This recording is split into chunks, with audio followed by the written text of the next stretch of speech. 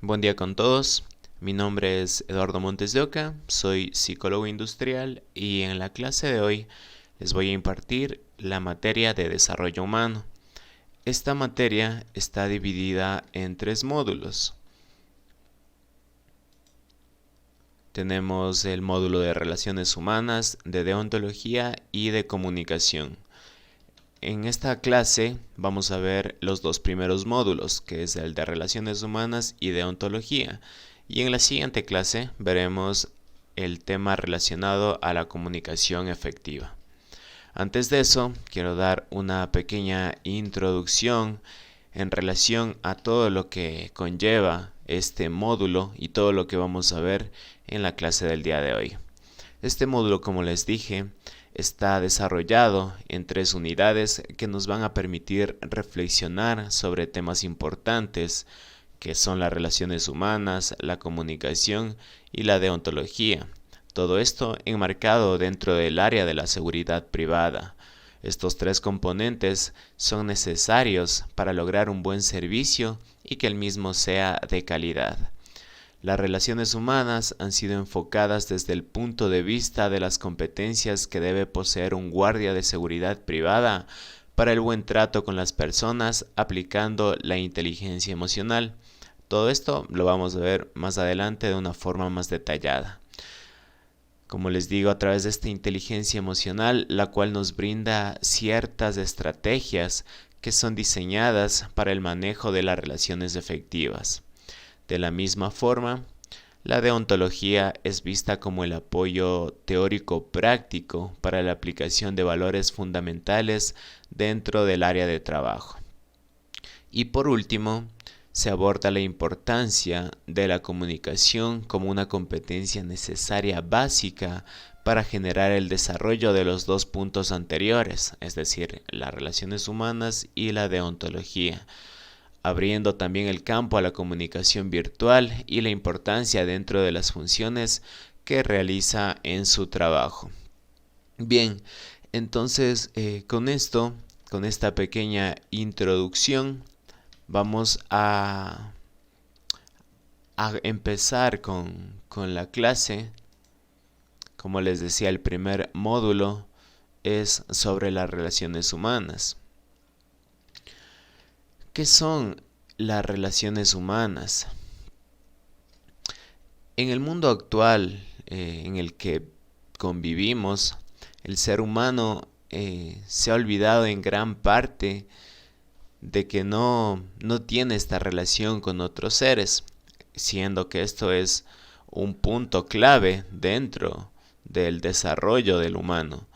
Por lo tanto, la manera de relacionarnos va a marcar un resultado en la vida de cada uno de nosotros, ya que está inmerso en un mundo interconectado. Es decir, dentro del hogar, tengo comunicación con mis padres, con mis hermanos, con mis hijos. Salgo a la calle, me encuentro con los vecinos, con parientes, con amigos, voy al trabajo, de igual forma con colegas, con personas que pertenecen a la organización, con los clientes. En todo momento tenemos esta interrelación con otras personas.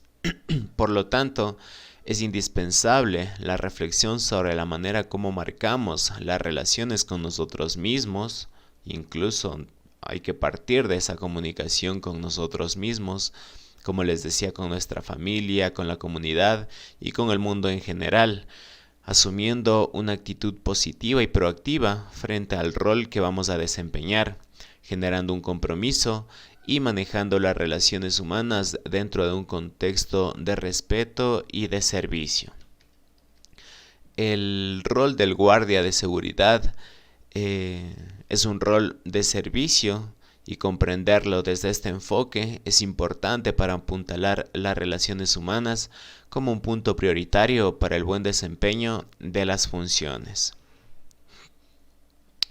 Las funciones que va a realizar el guardia de seguridad requiere de una serie de actitudes que le permitan mantener buenas relaciones en su ámbito de trabajo, así como con la comunidad a la que sirve, Por lo tanto, conocer y aplicar estas habilidades en las relaciones humanas se va a transformar en un punto clave que podría ser evaluado en el desempeño.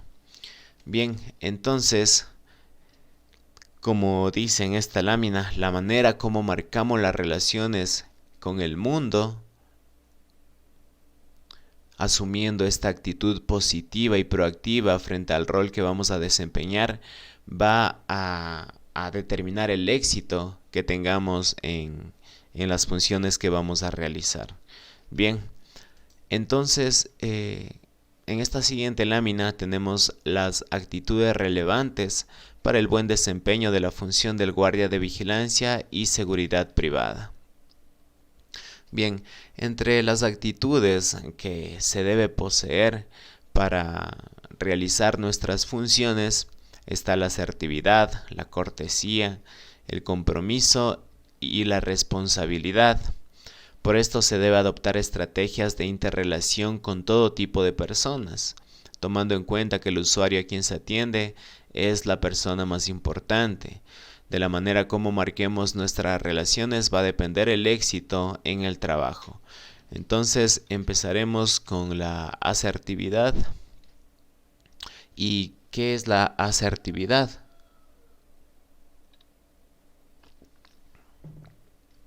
La asertividad es la capacidad de comunicar de manera eficiente nuestros pensamientos.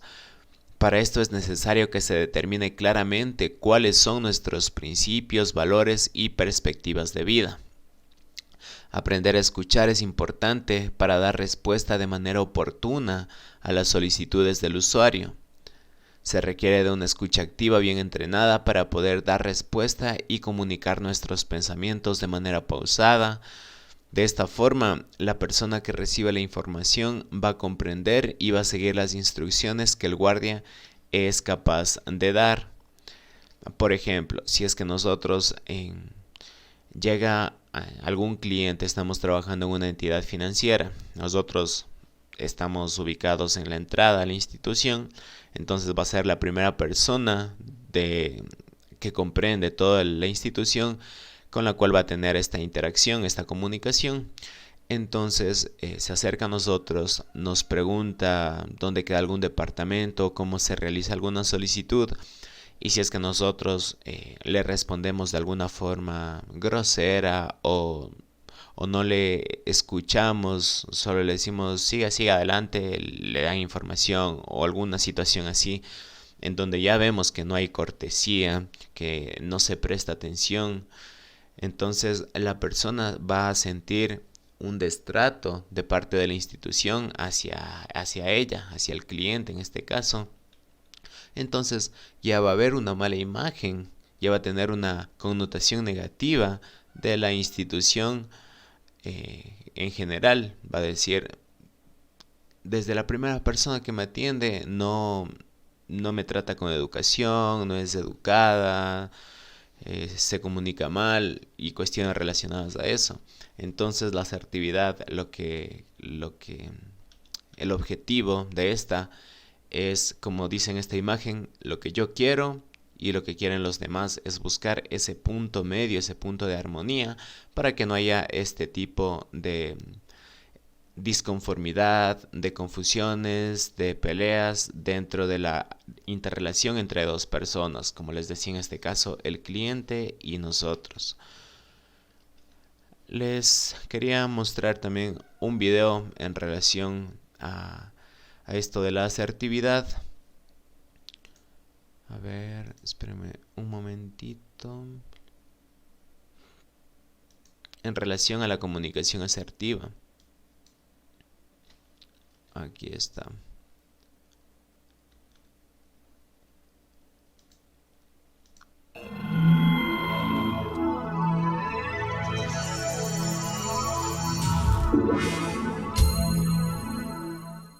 ¿Qué es la comunicación asertiva?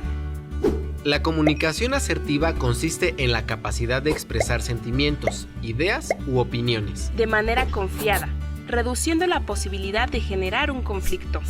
Implica, entre otras cosas, la habilidad para expresarte sin dejar que intervengan juicios o preconcepciones sobre las personas o hechos. Asimismo, requiere de un profundo respeto por las personas con las que te comunicas y establecer que tú también esperas ser respetado. Lo contrario, a un estilo de comunicación asertiva sería una persona que evita el conflicto a cualquier precio. Trata de tranquilizar a los demás expresándose con disculpas continuas, temor o ansiedad. Sin la posibilidad de externar sus sentimientos, pensamientos o creencias. Y, en caso de lograr expresarlos, se siente culpable o con resentimiento. También existe un estilo de comunicación agresiva, en donde las expresiones se enfocan principalmente a dañar o lastimar a la otra persona en lugar de abordar el tema central de interés. Por ejemplo, mostrándose rígido, culpando a los demás, reaccionando exageradamente, emitiendo críticas constantes, no reconociendo sus errores, insultando o ridiculizando a su interlocutor. Por ello, la asertividad implica comunicarse a favor de nuestros derechos, sin pisotear los derechos de los demás, capacidad para pedir favores, expresar sentimientos positivos y negativos, así como para decir no, sin experimentar sentimientos de culpa. Analiza tu manera de comunicarte. ¿Es asertiva?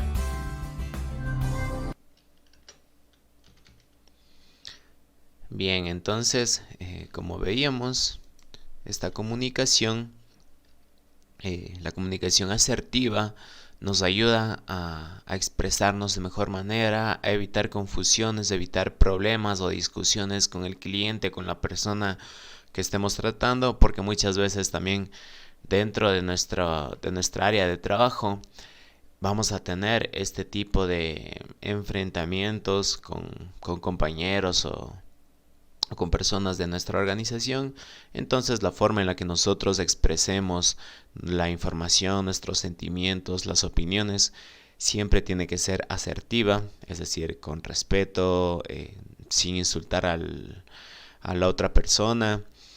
Entonces, evitando estas situaciones que solo generan conflictos, vamos a llevarlo de una mejor manera y obviamente la comunicación entre las dos personas va a ser mucho más clara y más fluida. Bien, el otro punto es la cortesía. Estas, como les decía, estas 4 actitudes están correlacionadas en sí, tienen mucho que ver una con la otra y obviamente que cada una se complementa con la otra para que sean todas las actitudes que debe poseer el guardia de seguridad para desempeñar sus funciones de una mejor manera. Bien, el siguiente punto, como les digo, es la cortesía.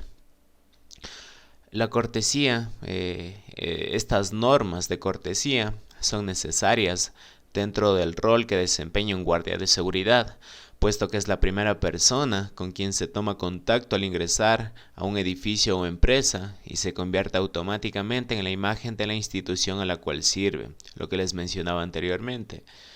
Los buenos modales son parte importante para marcar una primera impresión y generar una buena comunicación con el usuario. Saludar de una manera cortés y mirando a los ojos es importante para crear una primera y buena relación con la persona que solicita el servicio. Esto demuestra el respeto por el otro, abriéndose el canal de comunicación y la colaboración por parte del usuario. Por otro lado, existe ya una normativa de cortesía para el uso de celulares y aparatos electrónicos y dentro de la función del guardia, los celulares deben ser utilizados únicamente para casos de emergencia, ya que pueden ser un gran distractor dentro de las actividades de vigilancia que realiza.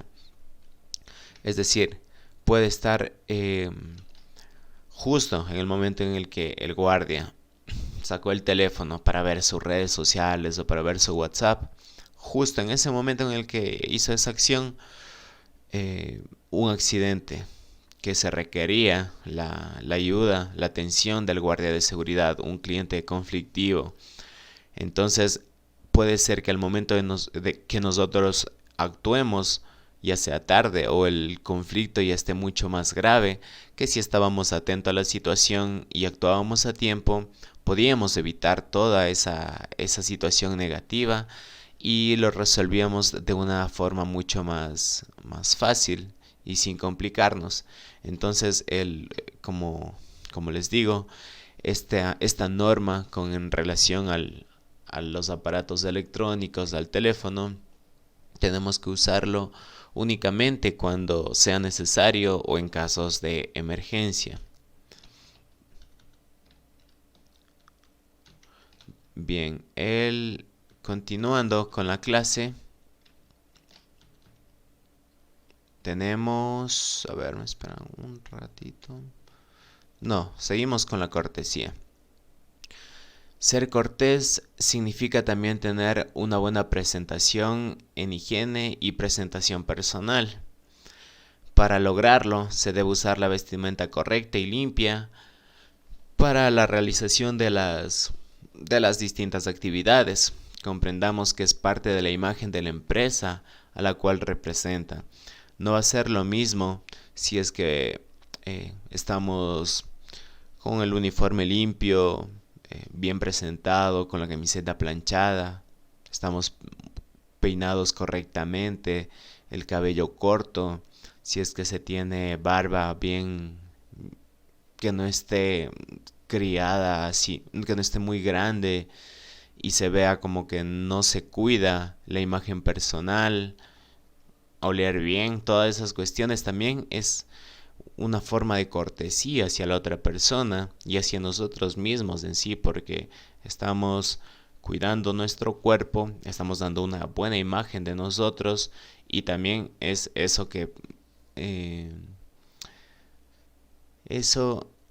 impartimos o que expresamos hacia los demás y también ellos lo van a ver así como que tenemos una buena presentación, una buena higiene y eso da una buena imagen de nosotros y también de la organización a la que nosotros estamos brindando nuestras actividades. Comunicarse de una manera pausada y tranquila es importante para crear un ambiente de confianza. Pero al mismo tiempo, esta forma de comunicación tiene que ser firme, de tal manera que el usuario respete el rol que desempeña el guardia. Porque, digamos, si es que estamos en una pequeña discusión o un conflicto y el usuario nos alza la voz o nos empieza a agredir y nosotros como que nos intimidamos por eso o empezamos a hacerle caso a lo que él nos está diciendo así no tenga la razón, entonces esa imagen, esa forma de comportarnos de nosotros no va a ser la correcta porque tenemos que poner ese límite con el usuario y hacer respetar nuestro rol. Es decir, cuando suceda una situación parecida a lo que les cuento, tenemos que, obviamente, todo el tiempo tratar con respeto, con cortesía, con la asertividad que les mencionaba, siendo educados, pero si es que hay que alzar un poco la voz, hay que hacerlo para que el usuario se dé cuenta también que no está comportándose de una forma adecuada a la situación. Como les decía, ser cortés no significa dejar hacer o dejar pasar. Debe entonces el guardia de seguridad manejar esta situación con una comunicación que sea la adecuada, que sea efectiva para evitar estos problemas posteriores. También tenemos el compromiso laboral. El compromiso, hablar de compromiso es importante, ya que la sociedad actualmente carece de valores básicos y compromiso con las actividades que realiza. Al desempeñar la función de guardias de seguridad, el nivel de compromiso que se requiere es alto, ya que no puede abandonar el puesto de trabajo sin dejar el relevo respectivo, por ejemplo, a pesar de las circunstancias que pueda vivir. Las necesidades personales van a quedar relegadas a supremacía de las necesidades colectivas. Esto requiere de un gran nivel de compromiso para poder cumplir con la labor encomendada a nuestro cargo. Bien, y por último tenemos la responsabilidad. La responsabilidad, ¿quién marca esto? Ser responsable va mucho más allá del mero cumplimiento de la actividad que realizamos. La responsabilidad denota el compromiso y la seriedad en asumir el rol que se desempeña. Ser responsable es la habilidad de responder de manera oportuna a las circunstancias que se vive, siendo esta una habilidad indispensable de un guardia de seguridad privada, ya que el cuidado y protección de bienes, personas y servicios es su función primordial. Bien, entonces de esta manera vimos cuáles son las 4 actitudes relevantes que debe poseer el guardia de seguridad para desempeñarse de mejor forma. Tenemos la asertividad, la cortesía, el compromiso laboral y la responsabilidad. Esos 4 puntos son importantes, no olvidarlos. Bien, continuando con la clase, vamos a ver sobre la inteligencia emocional.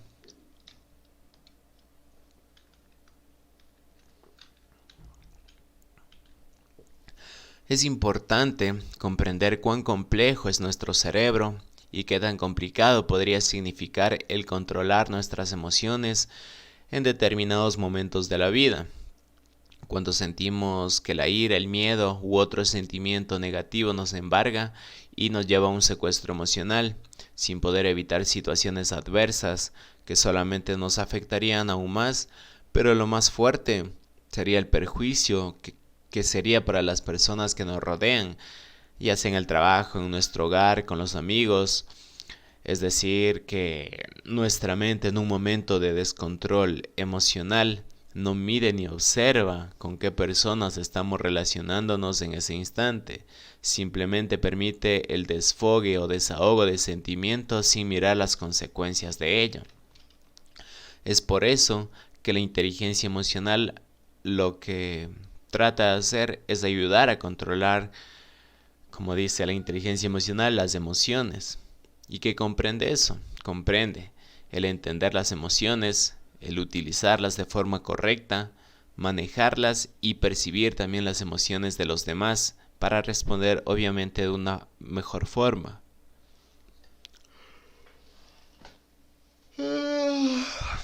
Ya, editar en las emociones.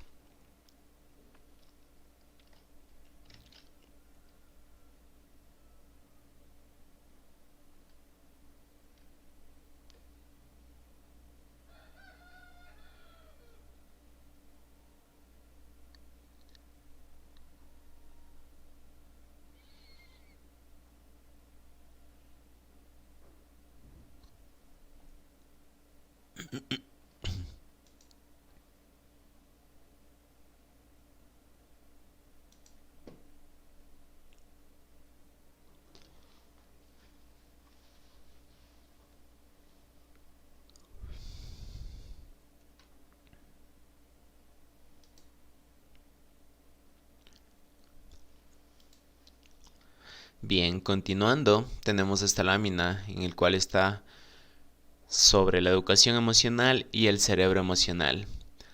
Si debemos definir qué es la inteligencia emocional, se diría que es la capacidad de percibir, sentir, asimilar y regular eficazmente las emociones, promoviendo un crecimiento emocional e intelectual. También es la capacidad de un individuo de conocer, controlar, emplear y potenciar el manejo de sus impulsos emocionales en forma positiva, que le permitan establecer relaciones sociales adecuadas.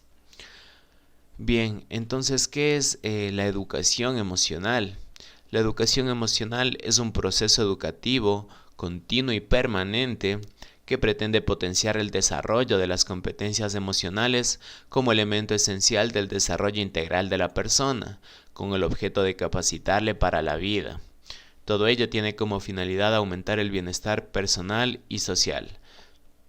Es decir, que en relación a esto de la inteligencia emocional, no es que estamos en un curso y lo que nos den en el curso aprendemos y ya tenemos una mejor inteligencia emocional y aprendemos todo eso.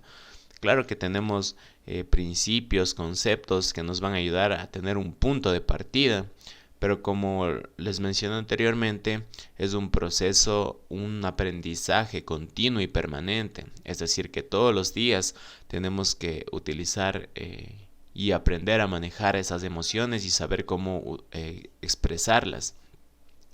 Puede ser que va a haber días en los que estemos de mejor forma en relación al estado mental, en el cual se nos va a hacer fácil sobrellevar estas situaciones, incluso por la actitud o por cómo se va dando el día. Puede ser que no tengamos estas situaciones negativas o conflictivas en la cual tengamos que utilizar esta inteligencia emocional, sino que va a ser todo fluido, va a estar todo bien, pero va a haber otros días en los que no va a ser así. Entonces ahí debemos aplicar todos estos conocimientos que tengamos en relación a la inteligencia emocional, y la utilización de las mismas va a ser clave en el éxito para nosotros sobresalir en estas situaciones. Bien, ¿qué es el cerebro emocional? ¿Y para qué nos sirve todo esto? Dentro del cerebro emocional están enmarcadas las emociones. Las emociones son las responsables de muchas de nuestras decisiones, aunque para el intelecto parezca algo irracional. Desde hace mucho tiempo se han intentado encerrar y reprimir con normas morales, como pueden ser en situaciones religiosas como los mandamientos, y que éstas superan a la razón en situaciones extremas. Las emociones son impulsos para la acción. Por eso cada emoción predispone al cuerpo para una acción. En esta lámina vemos los distintos rostros que nos expresan emociones distintas. Entonces, cuando nosotros expresamos una emoción, hay rasgos fisiológicos que se ven reflejados en las mismas. Por ejemplo, cuando estamos enojados, ¿qué pasa cuando nos enojamos? El riego sanguíneo aumenta, se dirige hacia las manos, es decir, se nos calienta las manos, y es ese impulso que tenemos cuando estamos enojados para agredir, para golpear, para defendernos de esa situación. Aumentan las hormonas y la adrenalina, proporcionando la energía, como les digo, para golpear. Por otra parte, cuando sentimos miedo, la sangre se dirige hacia la musculatura larga para permitirnos correr o huir. Eso en unas personas. En otras personas, cuando sienten miedo, la forma de reaccionar es quedarse petrificada en el lugar en el que se está. Se quedan sin poder moverse, y únicamente el rostro expresa esa emoción de miedo, que es alzar las cejas, mirar un punto fijo, y la boca está un poco abierta y con cierta tendencia hacia abajo. Entonces, cuando sentimos miedo, esa es la forma de accionar del cuerpo. Por otra parte, cuando estamos felices, provoca la activación de la zona neuronal que inhibe los pensamientos negativos y el malestar. Entonces estamos con una actitud mucho más suelta, estamos sonriendo con las cejas altivas, los ojos abiertos, con una sonrisa de oreja a oreja. Se nota que estamos felices. Entonces muchas veces esta felicidad se nos da en situaciones que nosotros sentimos o nos causa placer, como por ejemplo comer algún dulce que nos guste, comer un chocolate que nos hagan reír. Entonces, o ver a la persona que nos gusta, ver a algún miembro de nuestra familia. Entonces estas situaciones hacen que la zona neuronal del cuerpo, del cerebro, exprese todo esto, liberando las endorfinas, que nos hace sentir esta sensación de placer. También tenemos la sorpresa. Cuando sentimos esta sorpresa, también provoca el arqueo de las cejas, aumentando el campo visual, porque queremos ver qué es todo lo que está, la situación que nos sorprendió. Queremos ver mucho más allá de eso. Queremos ver dentro del campo visual, enmarcar mucho más para tener más detalles y saber qué es lo que pasó. Entonces, la expresión de las emociones es modelada también por nuestra cultura, por la época o por el entorno.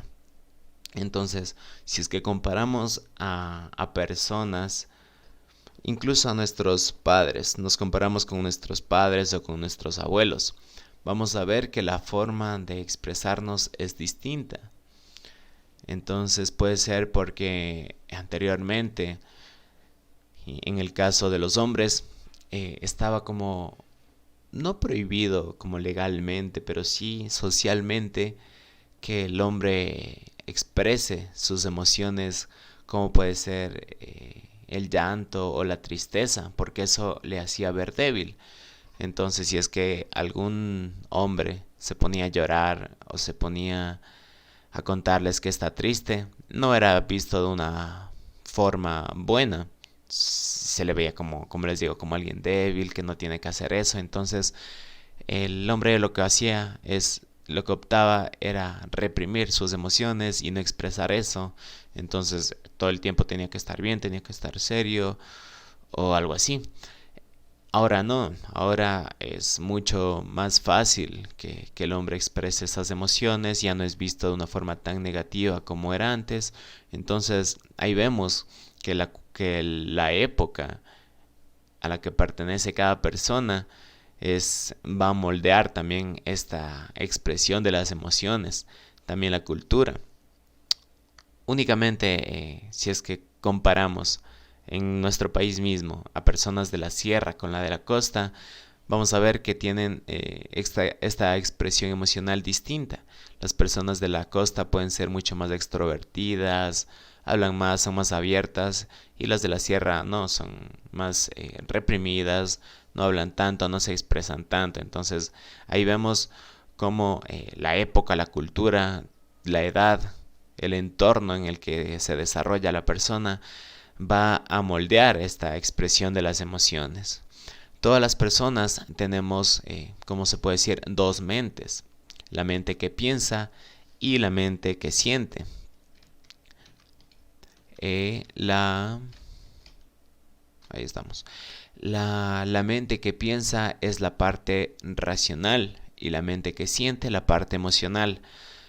Para tomar una decisión siempre tenemos que tratar de utilizar estas dos partes, lo racional y lo emocional, no dejarnos llevar únicamente por una de las dos, porque estas dos mentes coexisten, reprimiendo la razón a la emoción mientras que ésta se alimenta y da forma a la razón. Entonces siempre tiene que haber este tipo de equilibrio. Bien, entonces vamos a continuar con el secuestro emocional o estallido.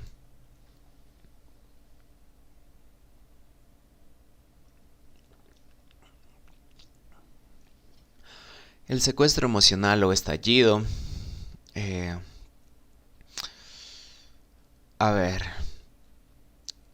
un estado psicológico que impide al ser humano vivir en plena libertad, debido a que alguien en un momento dado le dio un estímulo negativo que le robó esa capacidad de valorarse, de considerarse o de apreciarse. Esto va a producir una herida emocional que le va a impedir a la persona estar en esa libertad de expresar sus emociones. Entonces, siempre es importante reconocer estas situaciones y buscar ayuda con algún especialista, con algún psicólogo que nos ayude a liberar esta situación, porque puede parecer que no es nada grave, pero en ciertas situaciones o a la larga nos va a traer repercusiones negativas. Entonces todos hemos tenido, tenemos y tendremos reacciones extremas que no se encuentren bajo nuestro control.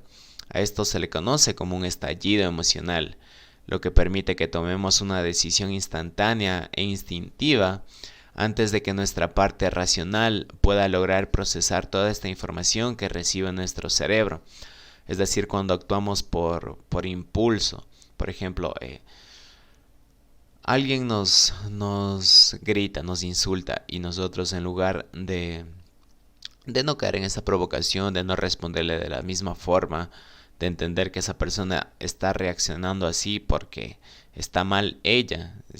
No es que nosotros estemos mal, no sé, nos insulta, nos agrede, y nosotros no procesamos todo eso que les acabo de decir y reaccionamos de la misma forma o incluso mucho más fuerte, y esa situación que puede llevar a que dos personas agresivas, el primer paso es eso, la agresión verbal, pero luego puede pasar a una agresión física. Entonces, en todo momento, no en todo momento, en algún punto de nuestra vida vamos a tener estas reacciones, estos estallidos emocionales.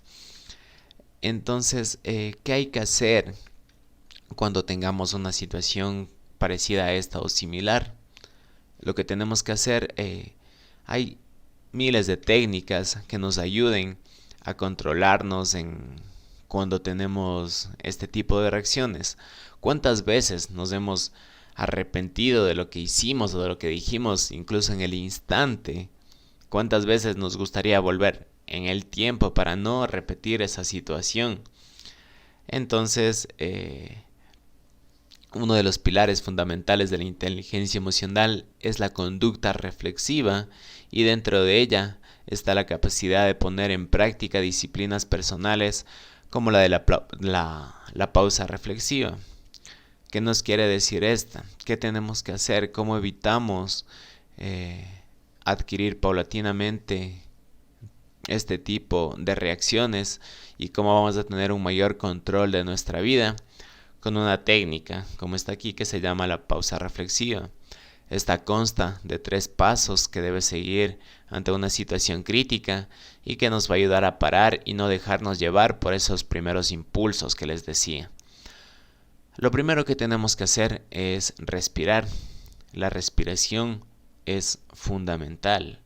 Ante una situación inesperada, novedosa o de amenaza, tenemos que cerrar los ojos y respirar profundamente a través de nuestra nariz durante unos 5-8 segundos, llenando el diafragma y expulsando posteriormente por la boca. Es decir, una respiración profunda. Repetir esta respiración un par de veces, unas 5 o 10 veces. ¿En qué nos va a ayudar? Va a ayudar a que la agitación que tenía nuestro cuerpo se calme, y cuando se calma, el cerebro va a percibir como que estamos en una situación tranquila y nos va a permitir pensar de mejor forma o cómo actuar posteriormente, únicamente con la respiración. Una respiración profunda, como les digo, 5 o 10 veces, nos ayuda a que accionemos de una forma distinta a la que íbamos a actuar anteriormente. También, posterior a esto, lo que tenemos que hacer es realizar una acción diferente. Es decir, ya respiramos, podemos, ir a tomar un vaso con agua.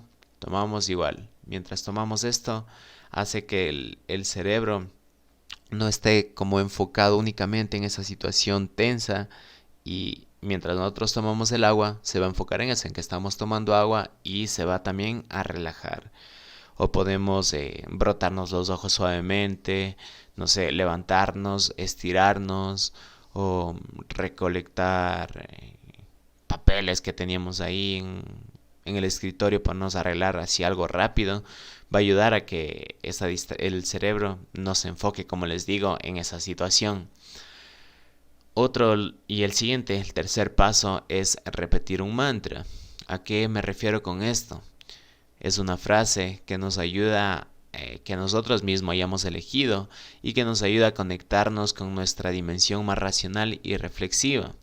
Debe ser algo muy nuestro, que nos ayuda a tomar una perspectiva sobre la situación. Quizá tengamos que probar con diferentes frases que vayamos encontrando, con una que tenga una verdadera fuerza para nosotros. Por ejemplo, nosotros reaccionamos de una forma negativa, impulsiva, grosera.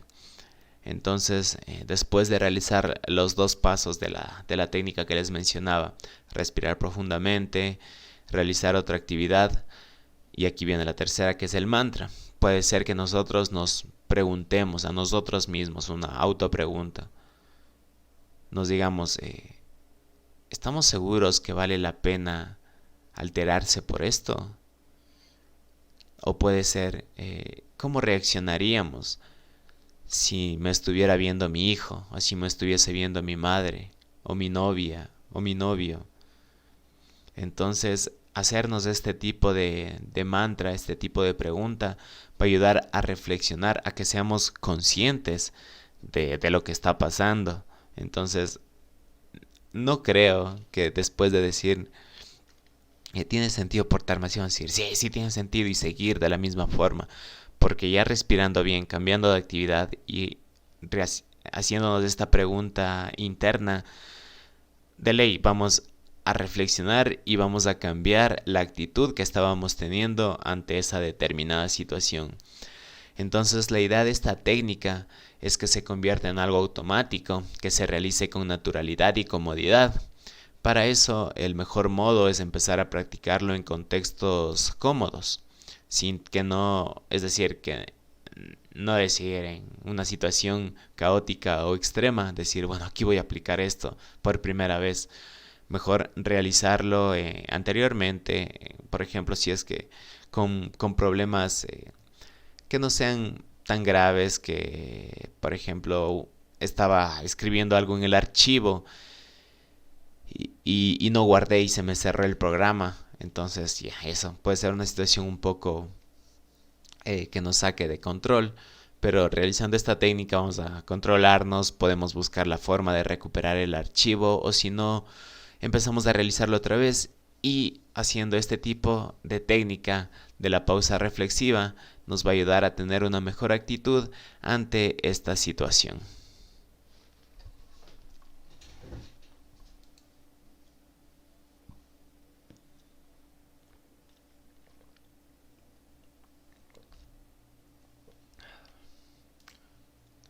Una pausita, vemos si es que ya están en el tenis, dale, ya tienen que estar.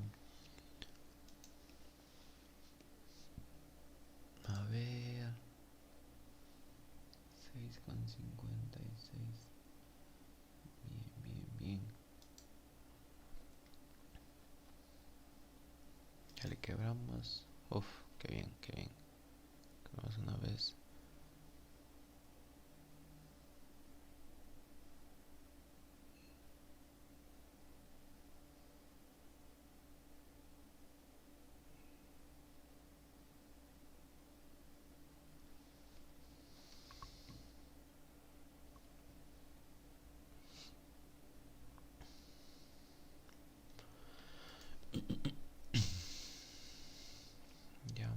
¿Cuál es la otra?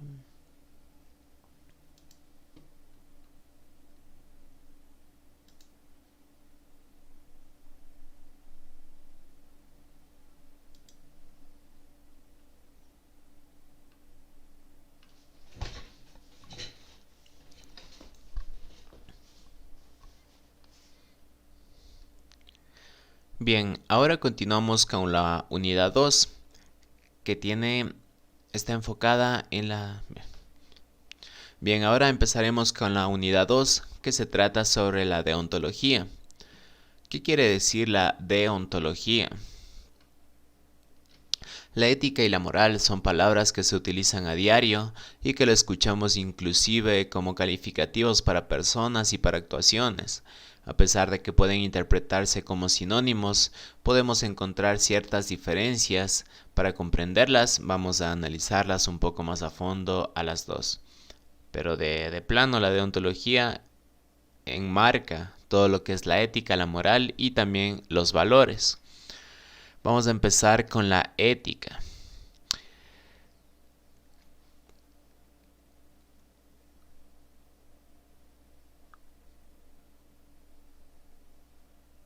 Como ciencia, es parte de la filosofía. Se encarga del estudio de las normas morales en cada individuo, es decir, requiere de una reflexión, busca las razones que justifiquen la aplicación de esas normas para llegar a evaluaciones como lo que es bueno, lo que es malo, lo correcto o incorrecto. La ética en el trabajo guía no solamente a la toma de decisiones, es decir, lo que debo hacer, sino también el proceso que sigue una vez tomada la decisión, es decir, cómo lo debo hacer. Debemos tener ciertas nociones acerca de lo que nos conviene y de lo que no nos conviene hacer y saber por qué ciertas cosas son convenientes y otras no. ¿Cuál es el fundamento de esta ética? Son los valores personales, es decir, se basa en la propia conciencia del individuo, quien será el que reflexione críticamente sobre lo que está bien o está mal en su actuación. Muchas veces, a pesar de conocer, aceptar y seguir determinadas normas y criterios morales, nunca nos hemos preguntado si esas normas o criterios son válidos o no. Esto último es lo que hace la ética.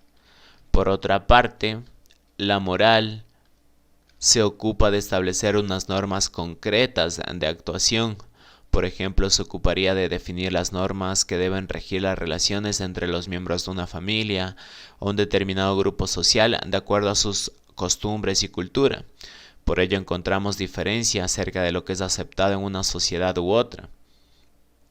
Por ejemplo, si comparamos la cultura que tenemos en Occidente, aquí en el Ecuador, en América, comparamos con la cultura que tienen en el Medio Oriente, en los países como Irak, Irán, Israel. Entonces comparamos la cultura y vemos que son totalmente diferentes. Situaciones que aquí nos pueden parecer normales, allá están prohibidas. Incluso las mujeres tienen muchas restricciones en relación a su vestimenta. Entonces todo eso, solo con este pequeño ejemplo vemos esa diferencia que tenemos de una cultura a otra y que la moral está determinada dentro de cada cultura. ¿Cuál es el fundamento de esta? Son los conceptos de normas, es el conjunto de normas conocidos como principios que una sociedad acepta como válidos y que orienta el comportamiento de sus miembros hacia lo que considera como bueno y cuya desviación representaría un rechazo social. Por ejemplo, una norma social es que se debe saludar a las personas mayores. Entonces, siguiendo con este ejemplo y para explicar bien la diferencia entre ética y moral, por ejemplo, lo moral sería saludar a los mayores. Pero si es que yo hago un juicio personal, que aquí entraría la ética, porque la ética significa como lo que yo valoro bueno o malo, pero desde mi perspectiva. Y la moral, lo que se valora bueno o malo desde el conjunto, desde la sociedad a la que yo pertenezco, desde la cultura a la que estoy perteneciendo. Es decir, ética individual, moral, sociedad. Entonces, si es que yo hago un juicio de valores y digo, yo no tengo por qué saludar a esta persona mayor si es que no le conozco, o si es que ha estado hablando mal de mi familia, cosas así, yo no le voy a saludar, entonces decido no saludarle. Ahí hago un análisis individual, entonces para mí no está éticamente mal no saludarle a esa persona, pero puede ser que para la sociedad, si estoy en la calle, va a ser mal visto que yo no le salude a esa persona. Entonces ahí vemos esa diferencia. Y también tenemos la libertad y la moralidad. Las acciones humanas pueden tener una dimensión moral justamente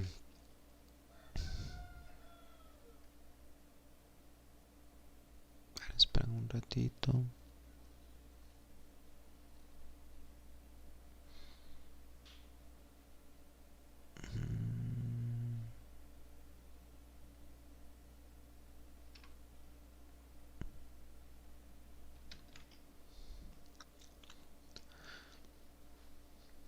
Bien, la libertad y la moralidad. Las acciones humanas pueden tener una dimensión moral justamente porque son libres y como son libres al elegir, somos responsables de nuestros actos y sus consecuencias y por ello pueden ser calificadas moralmente. Cuando no tenemos esta libertad, como dice aquí, son libres y somos libres al elegir lo que nosotros hacemos, ¿no es cierto?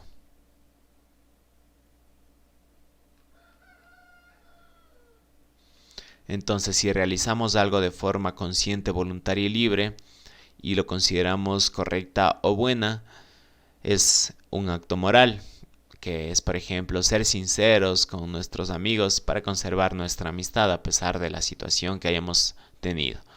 ¿Y cuándo se considera un acto como algo inmoral? Cuando de igual forma, de forma consciente, de forma voluntaria y libre, elegimos o consideramos algo como incorrecto.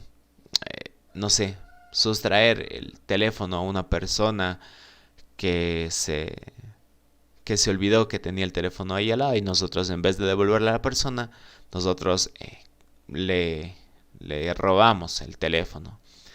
Cuando una situación no es considerada como moral o como inmoral, cuando la persona no realiza la acción de forma consciente, ni voluntaria, ni libre. Entonces, en ese caso no puede ser considerado como ni bueno ni malo. Por ejemplo, si es que nosotros, las acciones que realizan los animales son amorales, porque ellos no son conscientes ni lo realizan de forma voluntaria ni libre, ni consideran si es que eso es bueno o malo, solo realizan la acción, lo hacen como por instinto.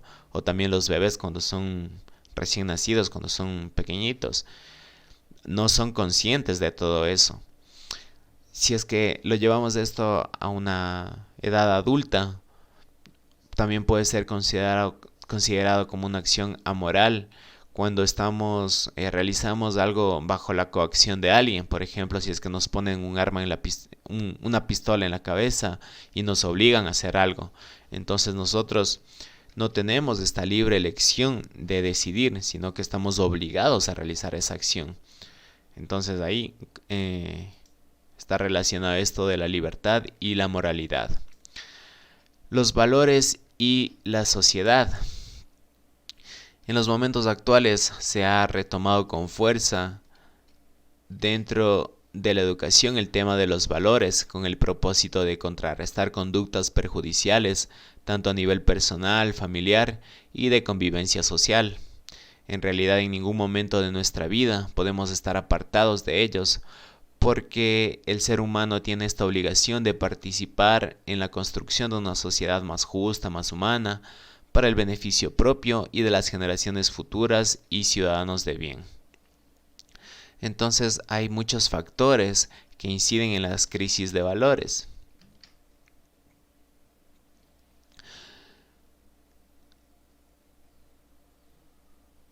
Puede ser la violencia, los conflictos por odio, la presencia cada vez más abundante de quienes aprovechan de los demás en beneficio propio. Todas estas situaciones inciden en que haya una crisis en la formación de los valores. Por otra parte, ¿cómo se da este proceso de formación? En primer lugar, se da en el hogar, con la interrelación que tenemos con nuestros padres, con nuestros hermanos. Entonces ellos nos enseñan, nos forman a saber cuándo tenemos que saludar, cómo tenemos que comportarnos, todas esas situaciones. Seguido de esto, cuando ya estamos en la escuela, ya con relación con más gente de nuestra sociedad, entonces ahí nosotros tenemos que reforzar todo lo que aprendimos en nuestro hogar. Puede ser que ya estando en la escuela, un niño que en el hogar era educado, respetuoso, cumplía con sus obligaciones, se deje influenciar por los demás niños que no realizan no tienen esa forma de comportarse, y cambie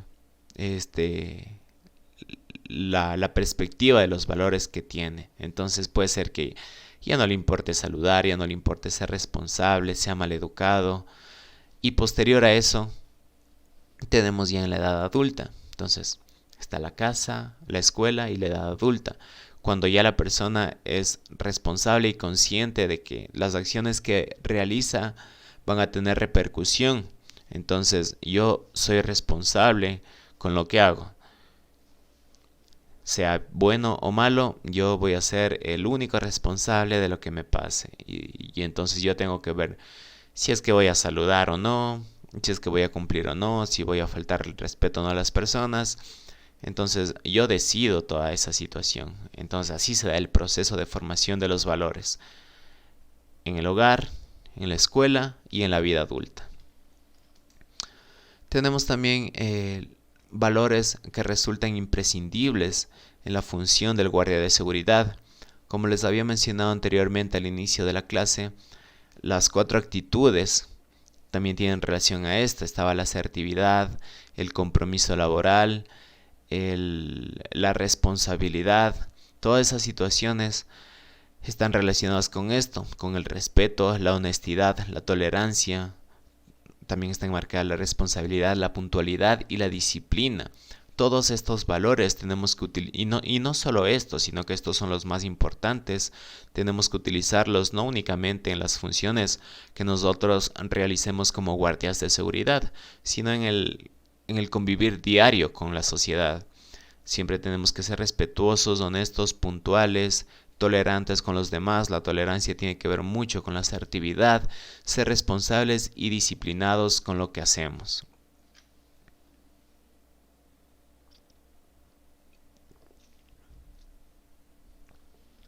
La ideología de servicio. Se trata del comprometimiento en el ejercicio de sus deberes para brindar un servicio de calidad que beneficie al prestigio personal y de la empresa. Aquí tenemos estos 4 puntos que tienen que ser importantes dentro de la ideología del servicio, que está la atención prioritaria a grupos vulnerables, la colaboración para la paz y la seguridad, el respeto a los derechos humanos y la confidencialidad. Todos estos puntos que hemos